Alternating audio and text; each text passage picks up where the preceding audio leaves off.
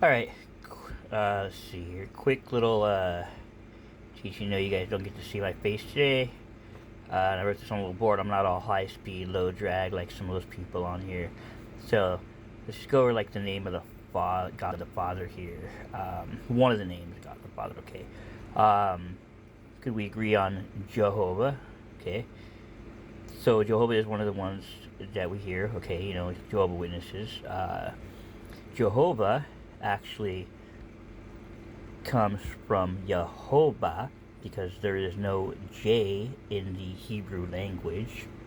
Okay, Yehovah came from Yahweh, so you just notice how there's some different vowels in there.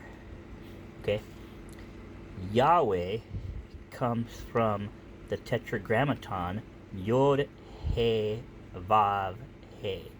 Okay, that is the name of God in his merciful form. Alright? In Paleo Hebrew, which is kind of like Egyptian hieroglyphs, it would look something like this right here. Right? Now I'm going to give you an example of how that works. Okay?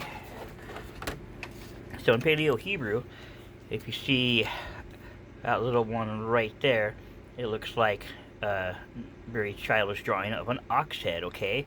Which would be the Aleph or the A, basically, in the Hebrew alphabet, okay?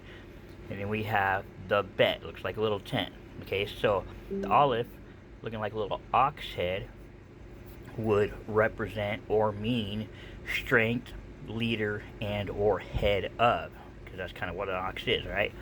And then we have the tent, or the little triangle there, which could be tent, household, dwelling, or family unit.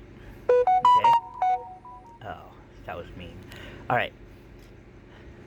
So, if you put Ab, I'm sure you guys heard Ab, Abba means father, okay? If you look at it, you see strength of, head of, or leader of the household, the family unit, father, okay? So, if we look at that with the same perspective for Paleo Hebrew here, what you get is the Yod, which is that one right there, okay, equal to Y, means to instruct, to teach, to do, or hands. The Hey can be like pay attention, focus, behold. The Wav is like a little stake to fasten, to secure nails, okay?